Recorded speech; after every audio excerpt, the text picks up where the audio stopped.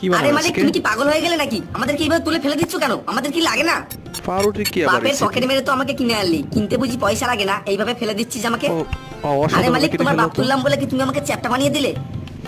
মালিক আমি নাইস। কিন্তু আগে থেকেই বলছি আমি রুটির সঙ্গে থাকতে পারবো না, আমার রুটির সঙ্গে থাকতে একদমই ভালো লাগে না। চকলেট- তুমি আমাকে এখান থেকে নিয়ে চলো।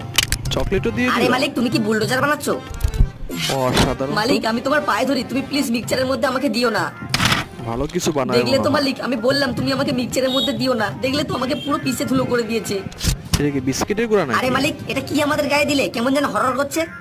ওয়া আরে ইয়াম্মি মালিক হবে তো। তোমার গিন্নি ওই পারে ডাকছে, তুমি তাড়াতাড়ি গিয়ে দেখা করে আসো। তুমি আমাদেরকে তেলের মধ্যে ছেড়ো না, পাশে রেখে দিয়ে চলে যাও।